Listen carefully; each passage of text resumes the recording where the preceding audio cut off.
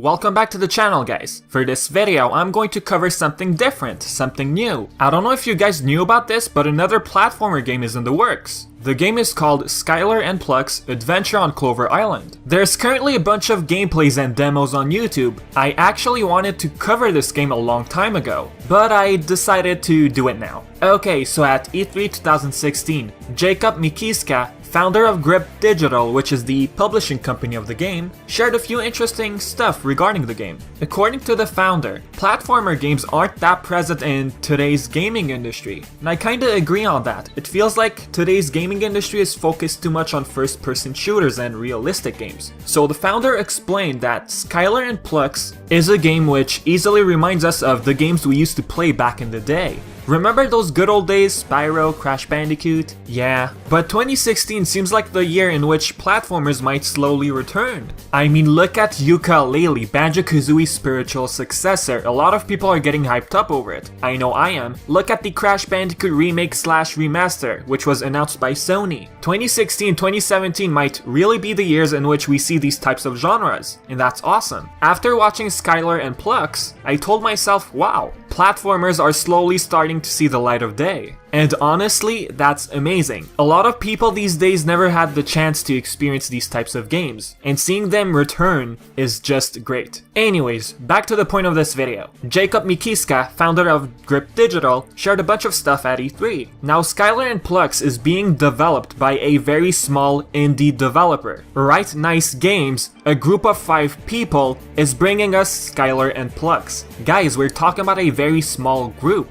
The work this small group has put into the game, it's simply awesome. Okay, now let's talk about the game a bit. What type of characters are we dealing with? We have a snow leopard, her name is Skylar, and then we have this owl who goes by the name Plux. Plux is more of this wisecracker who gives a bunch of strategies, guides, and stuff like that, and Skylar is like the main playable character. And according to the founder of Grip Digital, some parts of the game will have Plux being involved in battle, but we still haven't seen that type of stuff in the demo. Okay, for the story, what we know so far is that we have this computer villain, CRT, who tried to rebuild Skylar in hopes of taking over Clover Island. Why does the villain want to take over Clover Island? Well, Clover Island used to be civilized, and the place has a bunch of artifacts. So the villain basically wants to collect those artifacts and basically destroy the whole island. Skylar decided not to do that, so she found this owl by the name Plux, who actually lives on Clover Island. The two decided to save the island from the villainous robots. Oh wait, I forgot to mention something. Skylar was actually kidnapped, and that's how the villain tried rebuilding her. Okay, according to the interview which was held at E3 2016,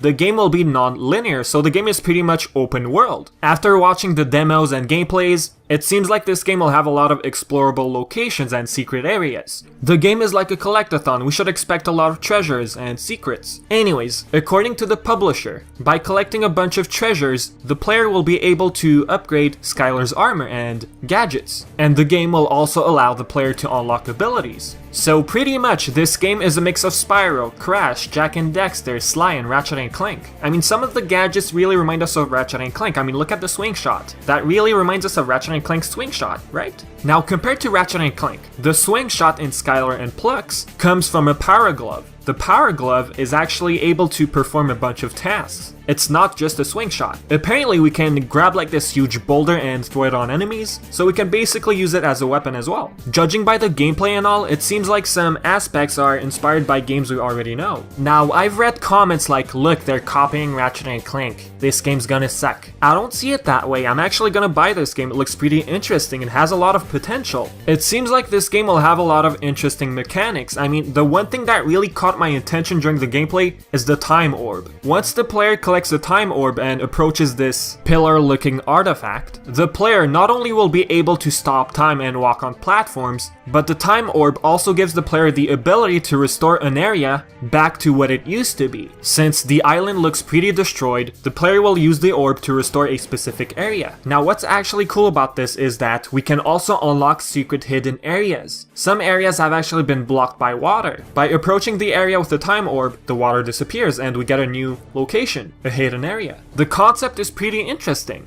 Alright, for the graphics look very cartoony. I like it. Oh, and for those of you who don't know, the game is running on the Unreal Engine 4. Overall, the work these 5 guys have put into the game, it's simply awesome. Okay, now for worlds and stuff like that, during the E3 interview, the founder mentioned 4 environments, not necessarily 4 worlds. We have a desert, we have a jungle-looking island, we got a snowy mountain, and a lava which looks like an industrial place with industrial settings. And just like Yooka-Laylee and other platformers, there's going to be a hub world, which will allow the player to travel between worlds. Now for names, we actually got one, if I'm not mistaken. We have the Oasis, which is this gameplay right here. We'll probably get news and updates in the future. Now I know I said the game looks pretty cool, but there's some stuff I'm worried about. Judging by the gameplay and demos, the character movements look too stiff. However, the game is still in development, so we should expect a lot of changes. Now here's another thing. During this gameplay, it seems like the player is using the time orb many times. Now while all worlds require the player to use the time orb, it's pretty cool here and there, but making it too repetitive is just boring. But like I said, these are just demos. We still haven't seen much, and it's still in development. We might see a lot more in the future, maybe new worlds. For a group of 5 people, this game looks impressive. Fans of platformer games might enjoy this one. Overall, the game looks great. I'm definitely gonna pick this up. And for release dates and stuff like that, so far, it has been revealed that the game is getting released in January 2017 and will be released on the PlayStation 4, Xbox One, and Steam. So yeah guys, this is pretty much it for the video. Now tell me what you think. Would you pick up this game? What do you think after watching the gameplays and demos? Do you think you'll have a good time with this game? Tell me what you think in the comment section.